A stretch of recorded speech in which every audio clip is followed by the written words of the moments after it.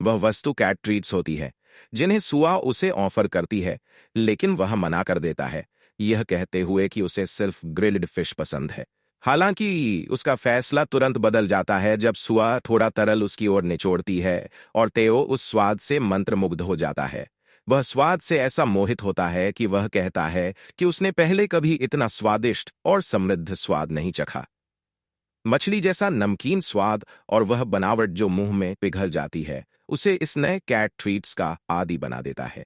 वह सुआ से और ट्रीट्स मांगता है, लेकिन इस बार सुआ बदले में कुछ मांगती है। वह चाहती है कि तेओ उसके साथ एक सेल्फी ले और बदले में उसे हर फ्लेवर के ट्रीट्स मिल जाएंगे। तेओ सहमत हो जाता है और जल्द से जल्द स्वादिष्ट ट्रीट्स पाने के लिए सुआ के साथ सेल्फी लेता है। सुआ तेओ के साथ सेल्फी खींचती है और वादा के मुताबिक उसे ट्रीट्स देती है। तेओ अपने रास्ते पर लौटता है और ट्रीट्स चबाने लगता है। गिल्ड का एक सदस्य सुआ को देखकर हैरान होता है क्योंकि उसे उम्मीद नहीं थी कि सुआ ट्रीट्स को टावर तक लेकर आएगी। सुआ अपनी तस्वीर को देखते हुए फिर से तेओ से मिलने की इच्छा व्यक्त करती है और निश्चित करती है कि वह फिर लौटकर आएगी। अगला दृश्य हमें एक गुफा में ले जाता है जहां सूरज हमेशा चमकता रहता है। वहां एक काले खरगोश की तैराकी दिखाई देती है जो पानी में कड़ी मेहनत कर रहा है।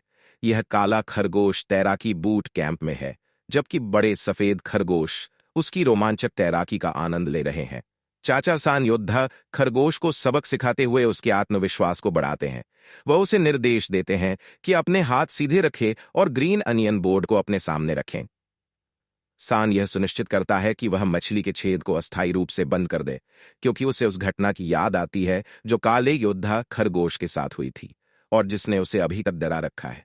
हमें पता चलता है कि पहले काले खरगोश ने लापरवाही से पानी में छलांग लगाई थी, बिना यह जाने कि तैरना कैसे है। सान ने उसे पानी की सतह पर बेहोश पड़े हुए देखा और घबरा गया, जबकि पूरा खरगोश परिवार उस दृश्य को देखकर सदमे में था। तभी पिरान्हा उसे एक ताजा शिकार मानकर चबाने के लिए आगे बढ़ने लगते हैं। इस घटना की याद ताजा होने के बाद काला खरगोश तैरने में अधिक आत्मविश्वासी हो जाता है और बड़े सफेद किसान खरगोश भी। एक सफेद खरगोश एक पानी के बोर्ड पर बैठकर पैडल के रूप में फावड़ा पकड़ता है, जबकि दूसरा सूरज की गर्माहट का आनंद लेते हुए पानी की ठंडक का लुत्फ उठाता है। पानी में खेलने के बाद सान को कुछ मीठा खाने की तलब होती है। वह अपने बैग से शहद की बोतल निकालता है, लेकिन उसे खाली देखकर मान लेता है कि पिछली बार इकट्ठा किया गया शहद खत्म हो चुका है।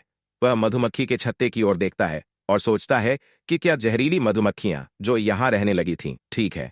साजन और काला खरगोश छत्ते के आसपास कुछ हलचल देखते हैं। उनके आश्चर्य के लिए वहां छोटी जहरीली मधुमक्खियों का झुंड होता है। यह खुलासा होता है कि ये जहरीली शिशु मधुमक्खियां हैं। अचानक स्थिति से परेशान साजन अपनी प्यारी मधुमक्खी को देखने का फैसला करता है और उसका स्वागत करने के लिए अपने चेरी टमाटर फार्म से एक फूल चुनता है। नर्वस होकर वह छत्ते के पास पहुंचता है और शिशु मधुमक्खियों का स्वागत करता है। हालांकि शिशु मधुमक्खियां गुस्से में आ जाती हैं और जोर जोर से भिनभिनाने लगती है। वे सान और खरगोशों का पीछा करती है। डर से भरा साजन सोचता है कि यह क्या हो रहा है। वह मधुमक्खियों से हमला न करने की विनती करता है, यह कहते हुए कि वे दुश्मन नहीं है। जैसे ही गुस्साई मधुमक्खियां खरगोशों की ओर हमला करने के लिए उड़ती है, काला योद्धा खरगोश हथौड़ा लेकर उन पर वार करने के लिए तैयार हो जाता है, लेकिन सान उसे रोकता है और उन्हें शांत रहने के लिए कहता है। गुस्साई मधुमक्खियां नियंत्रण से बाहर हो जाती हैं और सान और खरगोशों पर लगभग हमला कर देती है। तभी छत्ते से एक बड़ी सुंदर मधुमक्खी बाहर आती है। यह जहरीली रानी मधुमक्खी होती है। वह शिशु मधुमक्खियों के साथ सभी को हैरान कर देती है। साजन और काला खरगोश अवाक रह जाते हैं। यह खुलासा होता है कि जहरीली मधुमक्खी एक मांसाहारी कीट राक्षस है जो अपने जहरीले डंक के साथ शिकार करती है। इस बीच tower manager alien dungeon administration book पढ़ रही होती है। उसे एहसास होता है कि लाइब्रेरी में मौजूद इस मैनुअल बुक में मधुमक्खियों के बारे में कुछ भी उल्लेख नहीं है। यह मानते हुए कि किसी को खतरा नहीं है, वह फिर भी क्रिस्टल मैजिक बॉल के माध्यम से साजुन और अन्य लोगों पर नजर रखती है जिन्होंने रानी मधुमक्खी का सामना किया है। वह इस मामले पर बाद में अपने पिता से चर्चा करने की योजना बनाती है। गुफा में जहरीली रानी मधुमक्खी, सान और खरगोश आमने सामने होते हैं। हमारा नायक बड़ी और सुंदर रानी मधुमक्खी को घूरते हुए हैरान रह जाता है। वह उससे पूछता है कि क्या वह वही प्यारी छोटी मधुमक्खी है जिसे उसने पहले देखा था। मुंह खुले हुए वह रानी मधुमक्खी की तारीफ करता है और कहता है कि वह अब अलग दिख रही है। यह बताया जाता है कि जहरीली मधुमक्खी ने साजुन की गुफा में शहद खाना शुरू किया था, जिससे उसके शरीर में बदलाव आने लगे। जैसे जैसे वह फूलों से शहद चूसती रही, उसने तीव्र फेरोमोन का स्राव करना शुरू कर दिया और हर दिन मोटी होती गई। मधुमक्खी को यह एहसास हुआ कि वह प्रजनन करने में सक्षम है, और इसलिए उसने जंगल में अपना पुराना छत्ता छोड़कर साजुन की गुफा में नया छत्ता बना लिया, जहां उसे सबसे ज्यादा सुरक्षा महसूस हुई। कई दिनों तक दर्द सहने के बाद और शरीर की स्थिति में बदलाव के साथ मधुमक्खी ने जहरीली रानी मधुमक्खी का रूप धारण कर लिया। इसे समझते हुए हमारा नायक उसे रानी मधुमक्खी बनने की बधाई देता है। हालांकि वह सोचता है कि यह अजीब समय है, फिर भी वह उसे गृहोपहार देने आगे बढ़ता है। भावुक होकर रानी मधुमक्खी खुशी से साजुन को गले लगाती है। शिशु मधुमक्खियां भी उसके साथ जुड़ जाती हैं और साजुन पर प्यार से लिपट जाती है। शिशु मधुमक्खियां अब खरगोशों के साथ खेलती हैं और वे सभी साथ लगने लगते हैं। कुछ दिनों बाद हमारा नायक गहरी नींद में होता है, लेकिन उसका सुकून भरा पल जल्दी खत्म हो जाता है जब खरगोशों का झुंड उसे झकझोरकर उठाता है। खरगोश जल्दबाजी में उसे खेत तक ले जाते हैं। आधी नींद में वह उनके साथ घसीटा जाता है। वहां पहुंचकर वह एक गाजर देखता है जिसमें नीले चांद की ऊर्जा है और जो समय से पहले उगाई है। यह सोचकर कि यह अपरिपक्व है, वह इसे खींचने का फैसला करता है। गाजर को उखाड़ते समय वह समझता है कि खरगोश इतने उत्साहित क्यों थे। गाजर का आकार वैक्यूम फ्लास्क जितना बड़ा होता है। यह गाजर एजिलिटी गाजर होती है, जो डंगोन में नीले चांद की ऊर्जा से उगी होती है। यह गाजर पोषक तत्वों और स्वाद से भरपूर होती है और नीले चांद की ऊर्जा इसके स्वाद को और बढ़ा देती है। गाजर खाने पर यह जादुई ऊर्जा को 5 अंकों से बढ़ा देती है। गाजर की कटाई करके साजुन को कई इनाम मिलते हैं। इनाम पाने के दौरान वह अनुमान लगाता है कि उसने 50 के बजाय 70 एक्सपी पॉइंट्स अर्जित किए हैं और सोचता है कि यह उच्च गुणवत्ता वाले उत्पाद के कारण हो सकता है। हमारा नायक गाजर को उसके सही और प्रतीक्षित मालिकों खरगोशों को सौंपता है और उनके कठिन परिश्रम और अद्भुत साझेदारी के लिए उनकी सराहना करता है। खरगोश गाजर को किसी रत्न की तरह निहारते हैं।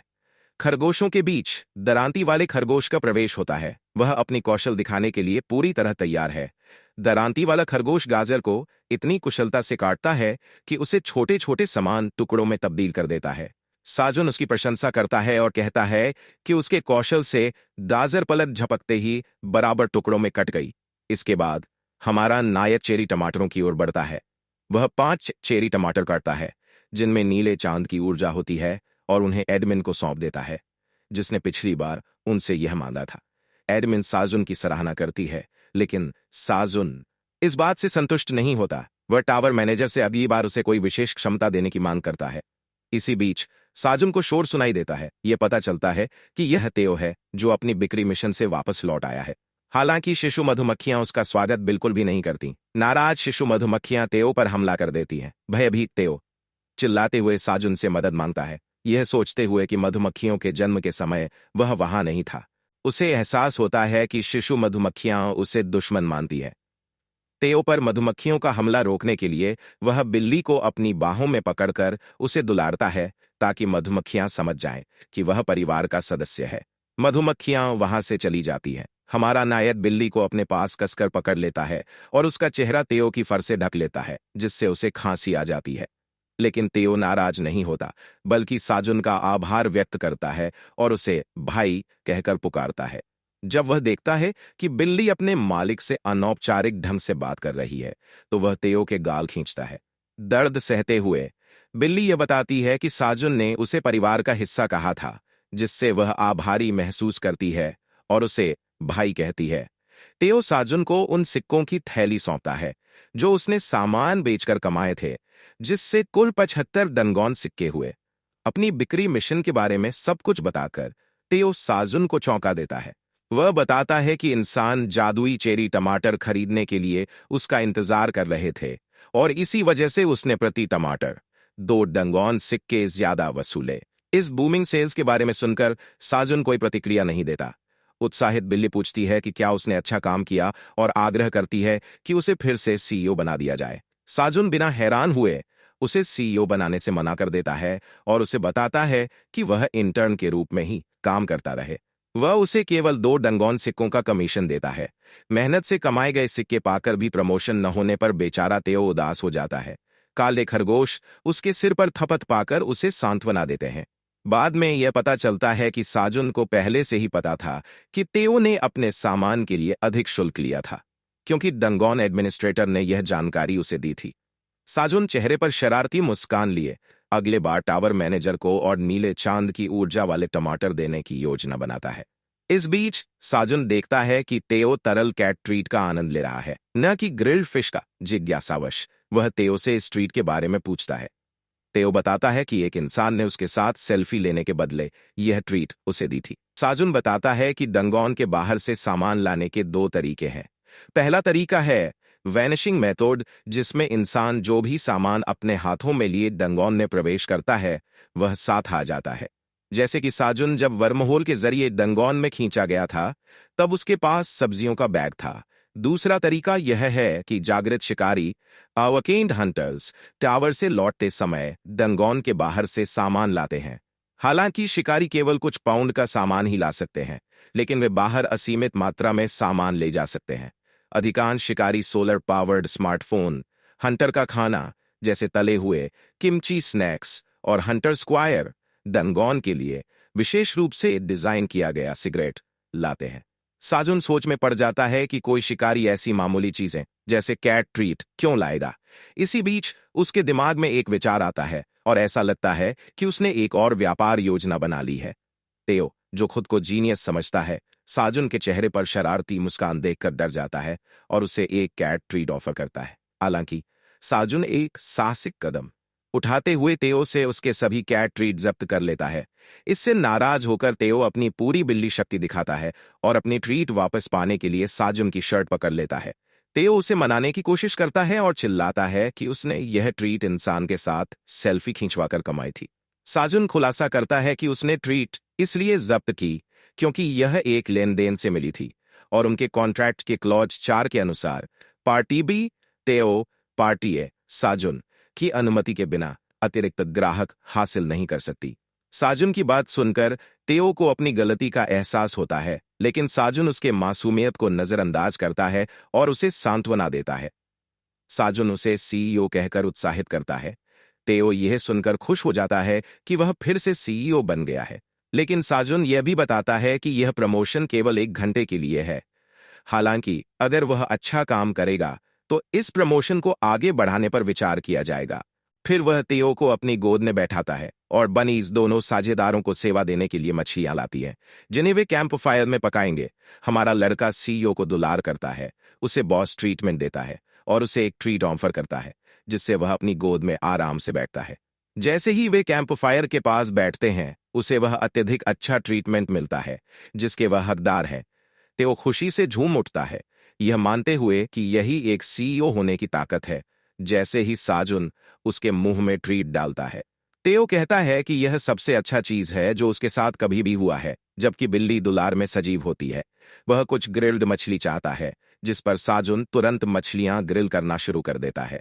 जैसे ही यह सब हो रहा होता है, साजुन उससे यह सवाल करता है कि उसने 38वीं मंजिल तक बिना लड़ाई किए कैसे पहुंचाया, जिस पर बिल्ली जवाब देती है कि उसके पास एक पैडलर प्रमाण पत्र है।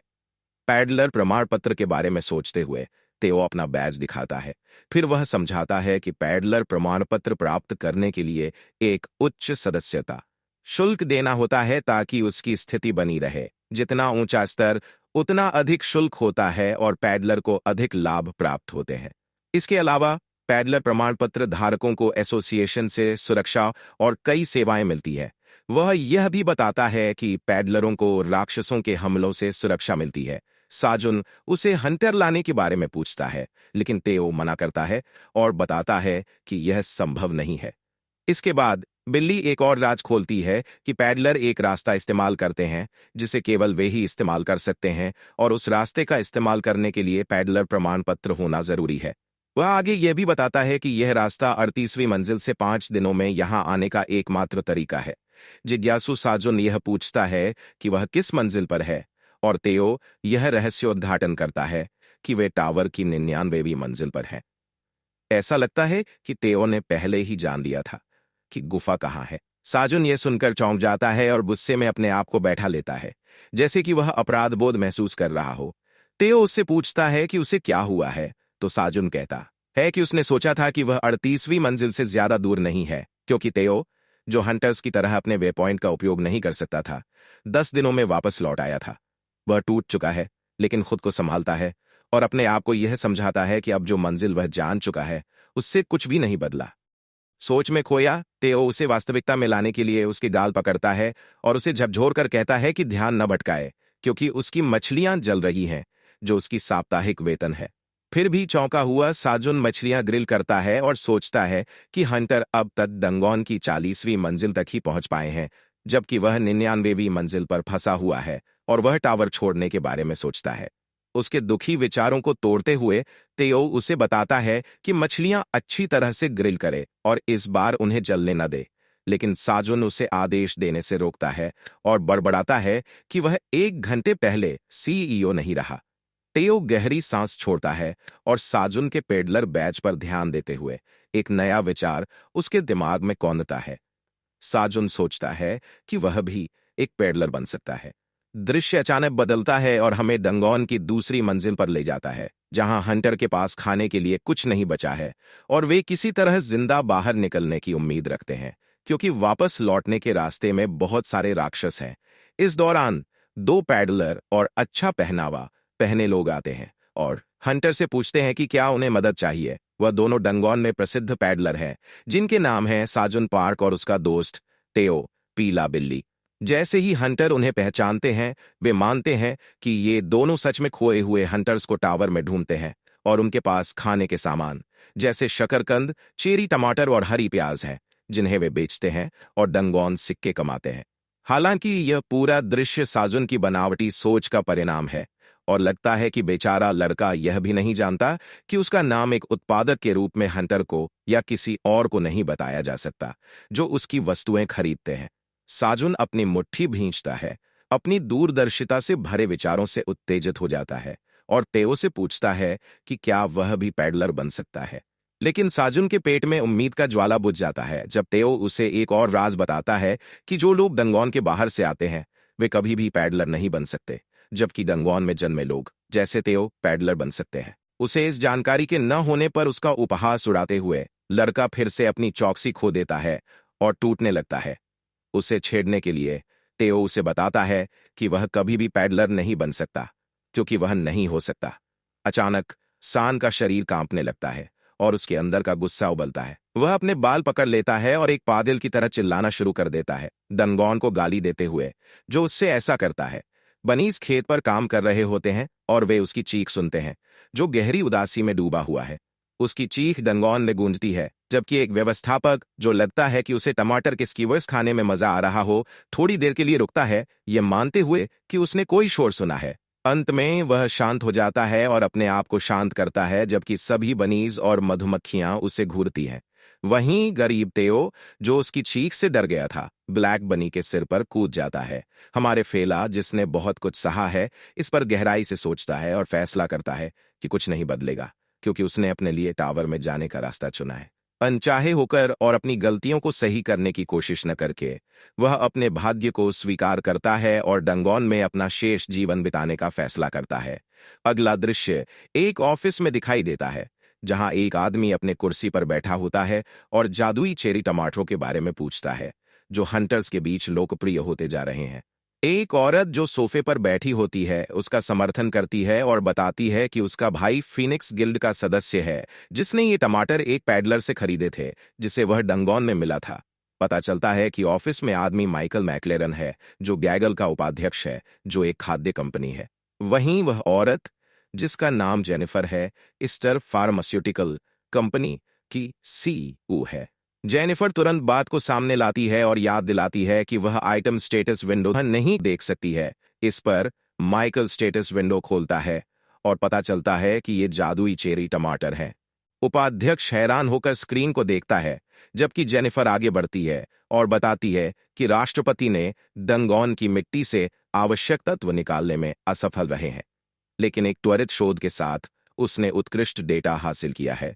गुस्से में माइकल मैक्लरन पूछता है कि उसे यह दिखाने का क्या मतलब है जब वह आसानी से बाजार को नियंत्रित कर सकती है। जेनिफर उससे मांग करती है डंगोन फार्म परियोजना के लिए, जो उसके पिछले असफल प्रयासों में से एक है। इस पर उपाध्यक्ष हैरान होता है कि उसे कैसे पता चला, जबकि वह कहती है कि समय आ गया है ताकि वह राष्ट्रपति का विश्वास वापस जीत सके, जो माइकल के पिता है। मजबूत होकर वह उसे धमकाती है, यह कहते हुए कि बोर्ड के विभाग में जल्द ही एक नए राष्ट्रपति का चुनाव होने वाला है, जो उसके बीमार पिता की जगह लेगा। वह माइकल से पूछती है कि क्या ये चेरी टमाटर स्वादिष्ट दिख रहे हैं, जिस पर उपाध्यक्ष अपनी मुस्कान दिखाते हुए जवाब देता है कि टमाटर स्वादिष्ट हैं क्योंकि वह उन्हें खा रहा है, हंसते हुए। सीईओ की धमकी के कारण माइकल इन जादुई टमाटरों के प्रेम में पड़ जाता है और उनसे और टमाटर लाने के लिए कहता है, लेकिन जेनिफर उसे चुप करा देती है, कहकर कि उसे और टमाटर डंगोन से खुद लाने होंगे क्योंकि उसने भी उसके चेरी टमाटर खा लिए हैं। अगला दृश्य हमें उस गुफा में ले जाता है जहां सान अंततः गुफा में बसने और आसपास के क्षेत्र की खोज करने का फैसला करता है। वह सोचता है कि मुद्दों को एक एक करके संबोधित करें और दैनिक आवश्यकताओं को एकत्र करें, यह मानते हुए कि डंगोन के आसपास के वातावरण की जांच करना उनकी सुरक्षा के लिए जरूरी है। हमारे लड़के पूछता है तो तेओ बताता है कि गुफा के पास कोई राक्षस नहीं है,